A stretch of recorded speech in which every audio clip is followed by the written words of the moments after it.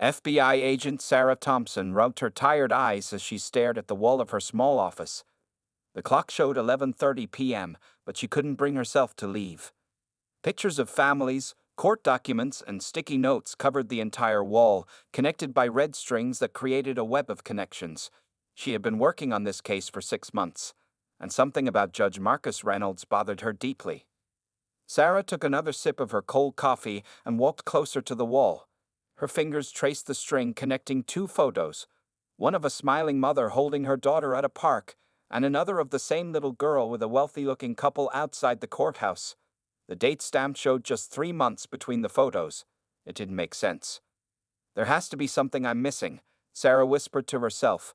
She picked up the case file labeled Maria Hernandez versus State of Illinois. The details were similar to dozens of other cases that had crossed Judge Reynolds' desk in the past year. A single mother with a modest income loses custody of her child to a wealthy couple, despite no evidence of abuse or neglect. The office door opened, and Tom Chen, Sarah's partner, walked in with 2 fresh cups of coffee. He had been working with her on this case since the beginning. "You're still here?" Tom asked, handing her a cup. "It's almost midnight." Sarah accepted the coffee gratefully. "Something's wrong with these cases, Tom. Look at the pattern." She walked to her computer and pulled up a spreadsheet. In the last 18 months, Judge Reynolds has handled 43 custody cases. In 38 of them, he transferred custody from lower-income parents to wealthy couples.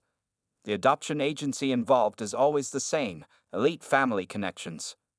Tom leaned against her desk, studying the numbers. That's unusual, but not impossible. The judge might just be conservative about family values. Sarah shook her head and clicked through more documents. These aren't normal custody transfers. The biological parents all had stable jobs, no criminal records, and good relationships with their kids. The only thing wrong with them was that they weren't rich. She pulled out another file and opened it. Take the Williams case. Single father, works 2 jobs to support his son. 1 minor late payment on his apartment rent, and suddenly he's deemed unstable. The boy was placed with a couple who had just signed up with Elite Family Connections a week before. Tom frowned as he looked at the documents. And the adoption agency?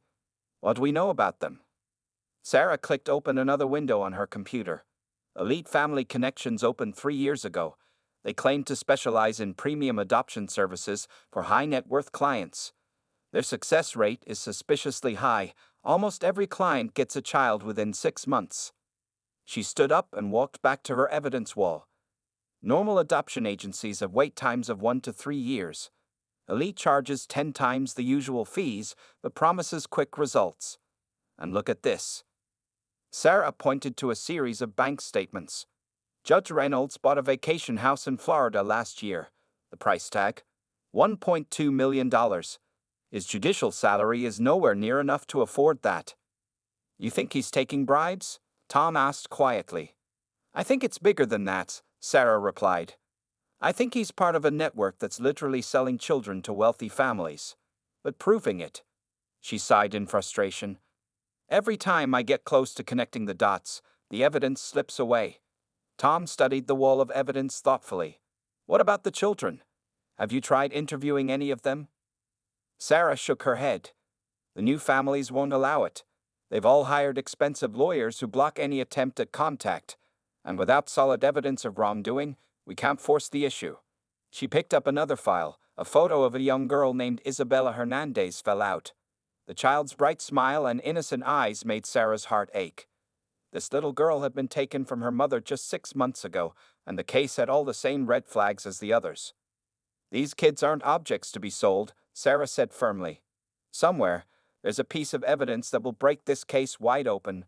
We just have to find it. Tom nodded and grabbed his jacket. We will, but not tonight. Go home, Sarah. Get some sleep. Fresh eyes tomorrow. Sarah looked at Isabella's photo one more time before putting it back in the file. Tomorrow was another day, another chance to uncover the truth. And somewhere in Chicago, a corrupt judge was going about his business, not knowing that his carefully constructed world was about to come crashing down. The next morning, Sarah arrived at her office early, surprising even the cleaning staff. She hadn't slept well, her mind racing with thoughts about the case. As she unlocked her door, her phone buzzed with a text from an unknown number. Check adoption case hashtag 2019 to 847. Sarah's heart raced. She had been quietly spreading the word among courthouse staff about her investigation, hoping someone would come forward. This might be the break she needed. She quickly logged into the court database and pulled up the case. At first glance, it looked like all the others, a single mother losing custody of her child to a wealthy couple. But then she noticed something odd in the financial disclosure forms. Tom, she called out as her partner walked in with their usual coffee. Look at this. The adopting parents, the Andersons, listed their annual income as $900,000. But I found their tax returns from that same year. She pulled up another document. They reported over $2 million. Tom leaned in closer to the screen. They lied to the court. Why would rich people claim to be less rich? Sarah was already typing furiously, because they didn't want anyone noticing the money they set aside. She pulled up more files. Look at their bank records. 2 weeks before the adoption, they transferred $500,000 to a company called Global Family Services, another adoption agency. No, Sarah said, her eyes bright with excitement. It's a shell company. I traced it through 3 different countries. And guess where the money finally ended up? She clicked through several more screens. An account in the Cayman Islands, opened by Judge Reynolds' wife.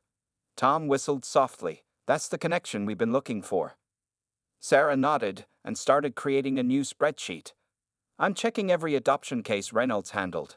There's got to be more like this. For the next few hours, they dug through financial records, court documents, and bank statements. The pattern became clearer with each case they examined. It's like a fancy restaurant, Tom said, stretching his back after hours of hunching over documents. Except instead of paying extra for better service, they're paying extra for guaranteed results, Sarah finished. The adoption agency finds families willing to pay huge amounts. Judge Reynolds makes sure they get the children they want, and the biological parents never had a chance. She stood up and added new strings to her evidence wall, connecting documents with fresh determination.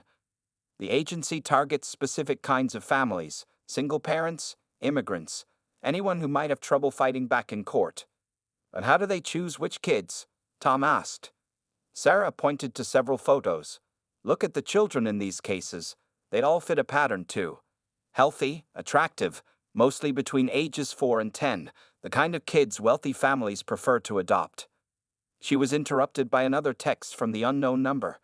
Storage Unit 247, City Storage on Lake Street. Code is 8521. Go today. Sarah and Tom exchanged looks. Could be a trap, Tom said carefully. Or it could be the evidence we need, Sarah replied, already grabbing her coat. Let's go check it out. At City Storage, they found Unit 247 easily. The code worked. Inside, they discovered boxes of documents, original copies of court records, bank statements, and most importantly, handwritten notes from Judge Reynolds himself. Look at this, Sarah said, holding up a notebook. He kept track of every deal, names, dates, amounts. He even wrote down his commission percentages. Her hands shook with anger as she read. Some of these kids were sold for over $1 million. Tom was already calling for a forensics team. This is it, Sarah. This is what we needed. As they waited for backup to arrive, Sarah's phone rang. It was her supervisor. Thompson, he said urgently, you need to get to the courthouse right now. There's a custody hearing in Reynolds' courtroom, and our surveillance team says something big is about to happen. Sarah looked at Tom, who was already heading for the car. They had their evidence, but the case wasn't over yet. In fact, the most dramatic moment was about to unfold in Judge Reynolds' own courtroom. We're on our way, Sarah said, hurrying after her partner. Whatever was about to happen at the courthouse, she knew it would change everything. Maria Hernandez's hands were shaking as she counted her tips from her second job at the diner. Every dollar brought her closer to affording another hour with her lawyer. 6 months had passed since Judge Reynolds had taken her daughter Isabella away, but the pain felt as fresh as the day it happened. She looked at the small apartment she now shared with her sister Carmen. Isabella's drawings still hung on the refrigerator. Her favorite stuffed bear sat on her unused bed. Maria couldn't bring herself to pack them away. Sometimes, late at night, she would hold the bear and try to remember her daughter's laugh. You should eat something, Carmen said, placing a plate of rice and beans on the table. You're working too hard. Maria shook her head. I need to pick up an extra shift at the cleaning service. The lawyer says we might have a chance to appeal, but it will cost $5,000. Carmen sat down beside her sister.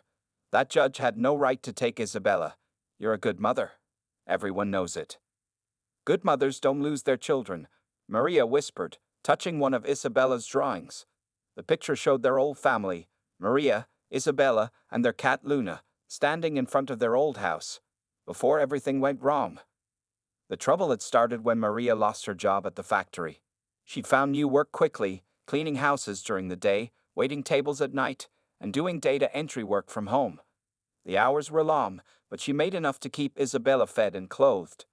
Then came the unexpected custody hearing. A wealthy couple, the Richardsons, had somehow filed papers claiming Maria was an unfit mother. They said her long working hours meant Isabella was being neglected. They had lawyers, character witnesses, and even a child psychologist on their side. Maria had only been able to afford a public defender who seemed overwhelmed by the case. Judge Reynolds barely looked at the evidence showing Isabella was doing well in school, that she was happy and healthy. He focused instead on Maria's multiple jobs, her small apartment, the fact that sometimes Isabella had to go to after-school programs while her mother worked. The child deserves stability, the judge had said, not even looking at Maria as he gave custody to the Richardsons. She deserves two parents who can provide her with opportunities. Now, 6 months later, Maria was still fighting. She worked 18 hours a day, saved every penny, and spent her one day off each week researching similar cases at the public library. That's where she had first noticed something strange, other parents like her losing their children to wealthy families in Judge Reynolds' courtroom. She pulled out her notebook where she kept newspaper clippings and printouts about other cases.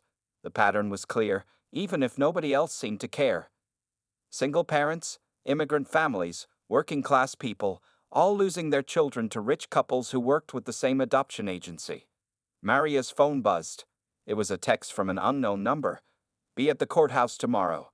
10 a.m., courtroom 302. Judge Reynolds, bring your evidence. Who is it? Carmen asked, seeing her sister's surprised face. I don't know, Maria replied, her heart beating faster. But look at this address. It's Judge Reynolds' courtroom. Carmen looked worried. It could be a trick. Maybe someone trying to get you in trouble. Maria stood up and walked to Isabella's room. She picked up the stuffed bear, remembering how her daughter had hugged it tightly the last time she saw her. I have to try, she said firmly, if there's any chance of getting Isabella back. She gathered her notebook and the manila folder containing all her research. Something was happening at the courthouse tomorrow, and she would be there. Maria didn't know it yet, but she wasn't the only one who had received a mysterious message about Judge Reynolds' courtroom. As she prepared for bed that night, Maria said a silent prayer. Please, God, let me see my daughter again. She didn't know that at that very moment, across town, Isabella was making a plan of her own. Sarah Thompson and Tom Chen sat in their unmarked FBI car outside Elite Family Connections, watching people enter and leave the expensive-looking office building. The adoption agency's sign sparkled in gold letters against black marble, looking more like a luxury jewelry store than a family services provider. Look at that, Tom said, pointing to a silver Mercedes pulling up. That's James Richardson, the CEO of Richardson Tech. He and his wife got custody of Isabella Hernandez. Sarah checked her watch. 8:30 a.m. The mysterious court meeting was at 10 o'clock, but they had work to do first.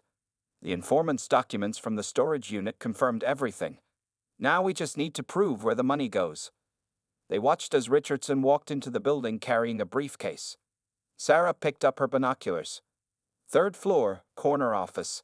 That's where Patricia Morgan, the agency director, works. 20 minutes later, Richardson left without the briefcase. Sarah smiled grimly. Just like the others. They come in with cash, leave without it. Let's go. Using their FBI badges, they entered the building and took the elevator to the 3rd floor. Patricia Morgan's secretary looked startled when they walked in. FBI, Sarah announced, showing her badge. We have a warrant to search these premises. Tom was already calling in their backup team. Inside Morgan's office, they found exactly what they were looking for. A hidden wall safe contained stacks of cash and a laptop. Sarah opened the computer while Tom photographed everything. Got it, Sarah said after a few minutes of typing. The agency's real books. Look at these numbers. She turned the screen so Tom could see. Every adoption placement has two fees. The official one that goes through the books, and a cash payment that gets split between the agency, Judge Reynolds, and someone called the coordinator. Tom leaned closer. These are huge amounts. 200,000, 500,000, some over $1 million. And look at this spreadsheet, Sarah pointed. They grade the children like products. Age, appearance, health, education level. The perfect ones cost more. Her voice shook with anger. The backup team arrived and started boxing evidence. Sarah's phone buzzed. Another text from their mystery informant. Check Morgan's personal email. Password, Isabella 2019. Sarah's fingers flew across the keyboard.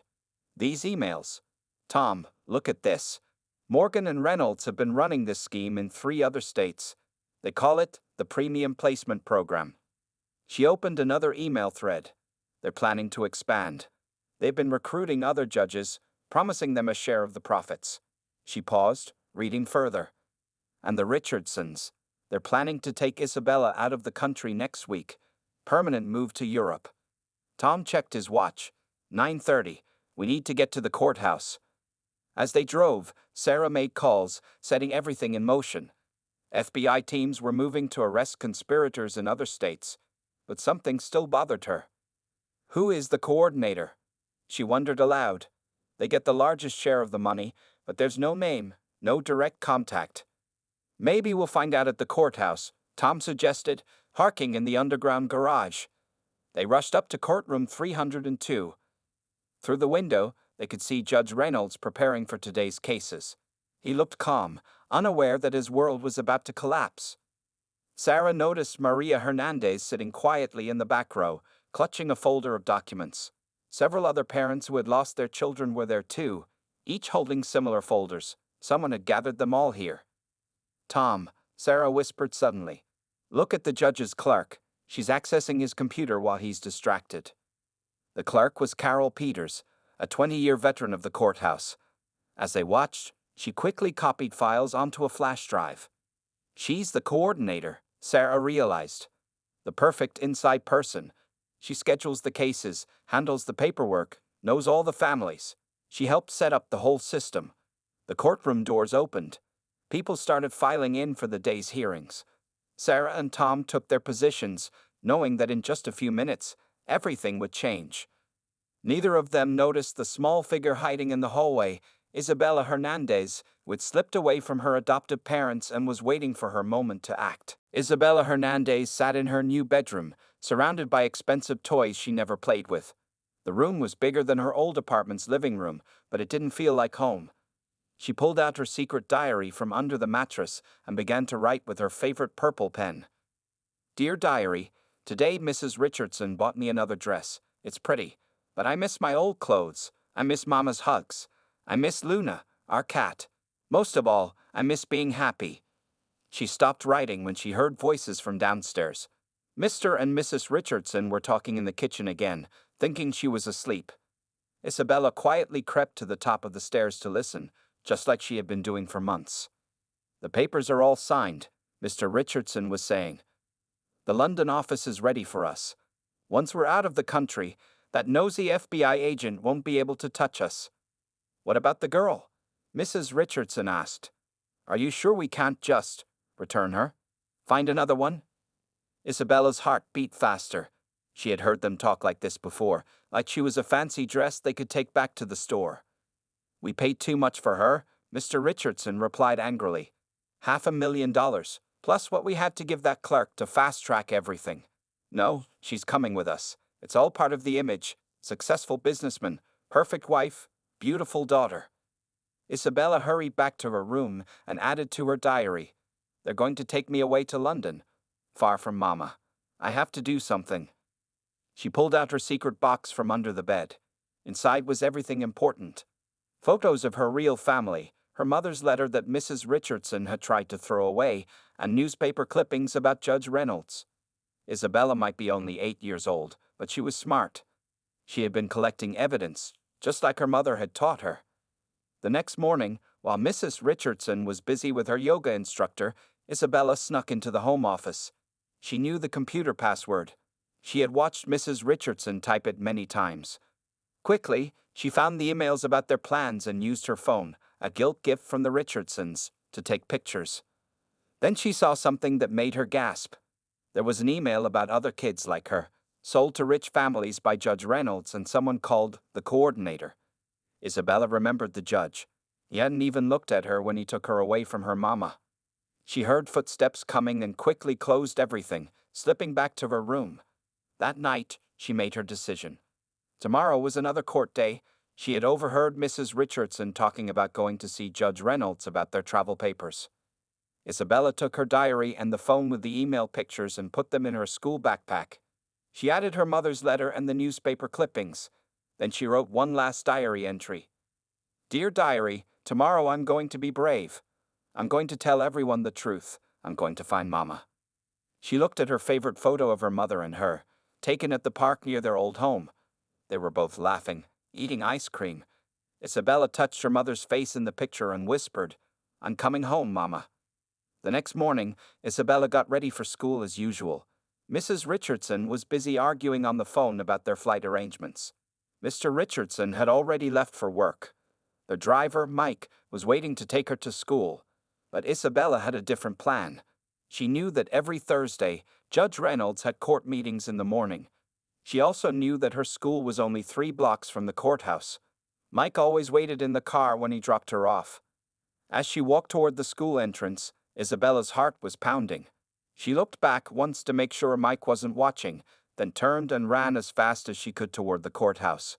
In her backpack, she carried all the evidence she had collected, and in her heart, she carried the courage to use it.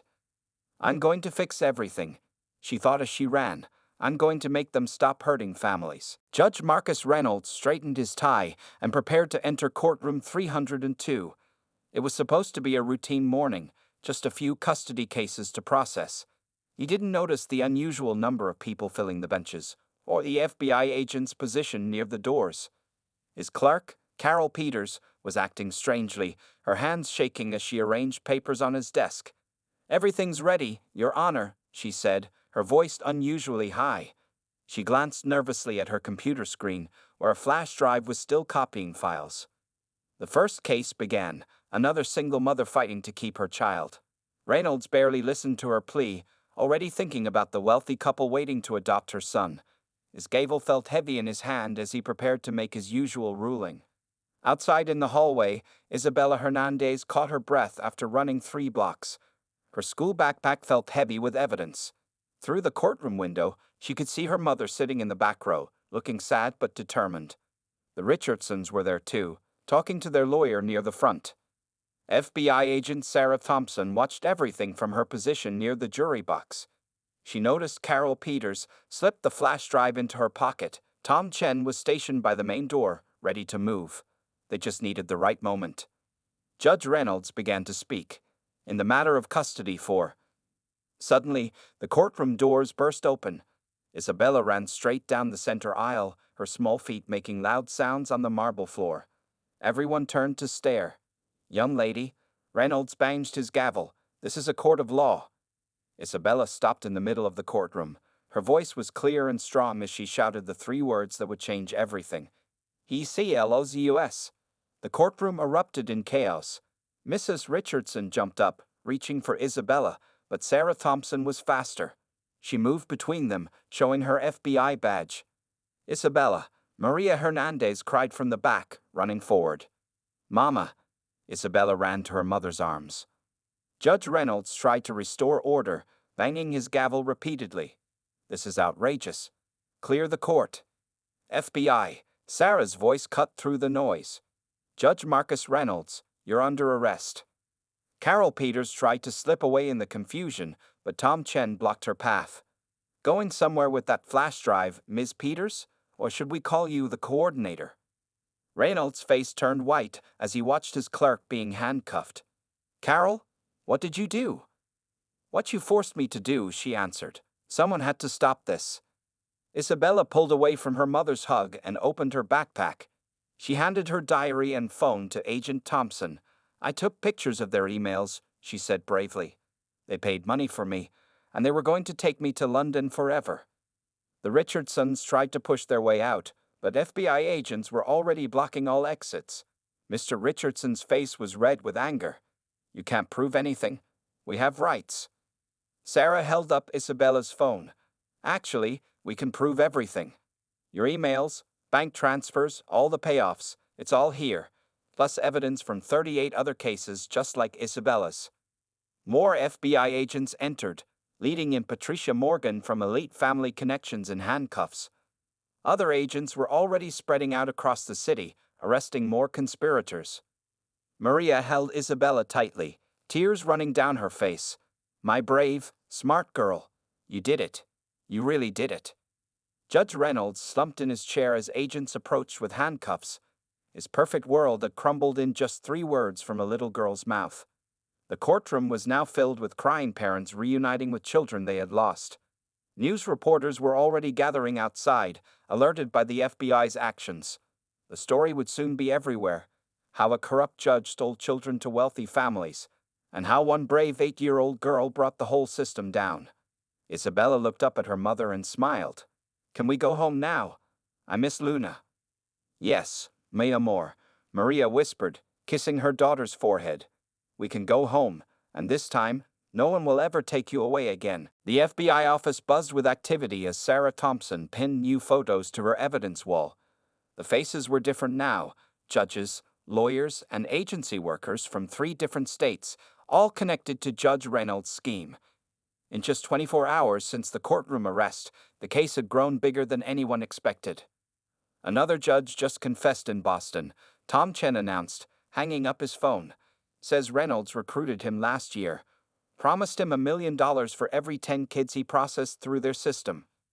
Sarah shook her head in disgust. How many families did they destroy? How many children did they sell? Their office had become the command center for what the media was calling the baby selling scandal. Carol Peters, the court clerk known as the coordinator, was cooperating fully with the investigation. Her detailed records were exposing corruption across the entire country. Look at this, Sarah said, pointing to her computer screen. Peters kept a spreadsheet of every transaction. Total money collected, $68 million over 3 years. They were charging more for certain children based on looks, age, and background. Tom leaned closer to read. The Richardsons paid extra because Isabella was bilingual. They were selling children like show dogs. The door opened, and their supervisor walked in with more files. You two need to see this. We found offshore accounts in 6 countries. Reynolds wasn't just selling American children, he was setting up a global network. Sarah opened one of the new files. European adoption agencies, South American contacts. They were planning to expand worldwide. The good news, her supervisor added, is that the evidence is rock solid. Peters didn't just keep records. She made videos of meetings, saved emails, and photographed documents. She's been planning this takedown for months. That's why she sent us those anonymous texts, Tom realized. She needed us to be ready when Isabella made her move. On the office TV, news channels were showing footage of more arrests. Patricia Morgan, the adoption agency director, was seen being led into court. The Richardsons' booking photos appeared next to headlines about human trafficking charges. Sarah's phone rang. It was Maria Hernandez. Agent Thompson, I wanted to thank you. Isabella is sleeping in her own bed tonight. Our cat Luna won't leave her side. How is she doing? Sarah asked softly. She's strong, Maria replied. The other parents want her to speak at a support group meeting. She helped so many families with her bravery. After hanging up, Sarah walked to the conference room where FBI teams were sorting through mountains of evidence. Every hour brought new revelations. Judges who had taken bribes, agencies that had faked documents, wealthy couples who had bought children like luxury items. We found something else, an agent called out. Records of politicians who helped cover up investigations. Reynolds had friends in high places. Tom whistled as he read the names. Senators, state representatives, even a governor. This is going to shake the whole system. Sarah's wall of evidence had grown to cover 3 rooms now. Red strings connected hundreds of photos, documents, and bank records. But in the center, She had placed a new photo, Isabella hugging her mother outside the courthouse, both of them smiling through tears. "You know what amazes me?" Tom said, looking at the photo. "All our investigation, all our evidence gathering, and it took an 8-year-old girl to bring them down. 3 words from Isabella did what we couldn't do in months." "Because she was brave enough to speak the truth," Sarah replied, "and smart enough to gather evidence they never thought a child would collect." Their supervisor stuck his head in the door. "Press conference in an hour. Washington wants updates. This is becoming the biggest child trafficking case in FBI history." Sarah nodded, gathering her notes. Soon, the whole world would know the truth about Judge Reynolds and his network. But more importantly, children like Isabella were back with their real families, where they belonged. Justice is expensive, she thought, remembering Reynolds' words about wealthy families deserving children. The truth is free, and sometimes it comes from the smallest, bravest voices. 1 month after the dramatic courtroom scene, the community center was filled with families celebrating their reunions. Colorful balloons and welcome home signs decorated the walls. Children played while parents hugged and wiped away happy tears. In the center of it all, Isabella Hernandez sat with her mother Maria, helping other kids write messages on a giant thank you card for the FBI team. "Write your story," Isabella encouraged a shy 7-year-old boy who had just returned to his father. "It helps to share it." Her own diary had become evidence in the FBI's case, but she had started a new one to record happier memories. Sarah Thompson watched from the doorway, smiling at the scene. Tom Chen stood beside her, holding a stack of case files. "Final numbers are in," he said quietly. 217 children returned to their families. 43 people arrested across 12 states. Over $100 million in illegal payments traced and seized. Sarah nodded, but her eyes were on the families. "The money doesn't matter. Look at their faces. That's what matters." Judge Reynolds and his conspirators had all pleaded guilty, facing long prison sentences. The Richardsons and other wealthy couples who had knowingly bought children were being prosecuted for human trafficking. Carol Peters, the whistleblower clerk, had received a lighter sentence in exchange for her cooperation. Maria walked over to the FBI agents, carrying 2 cups of coffee. "Please join us. You're part of our family now." Her eyes were bright with happiness. The stress lines that had marked her face a month ago were fading. "How's the new job?" Sarah asked, accepting the coffee. "Wonderful," Maria beamed. "The community center hired me to help run their after-school program. I can work regular hours and be home with Isabella every evening. And they're paying for my social work degree." Across the room, Isabella was now leading a group of children in making a picture book about their experiences. "We're calling it The Kids Who Came Home," she explained to anyone who would listen. "It's to help other kids be brave." The center's door opened, and more families arrived. Parents who had lost children to Reynolds' scheme had formed a strong support network. They helped each other find jobs, shared childcare, and worked together to heal. "The new law passed yesterday," Tom mentioned. "They're calling it the Isabella Act. Every adoption case in the country will now require independent review by 3 judges. No more single judge having that much power." Sarah watched as Isabella hugged a newly reunited mother and daughter. She started a revolution without even knowing it. Child welfare services across the country are being reformed. Maria wiped away a tear. "Yesterday, Isabella asked me if she did the right thing. She worried about the other families who wanted children. I told her that love can't be bought or sold. Real families are made with hearts, not money."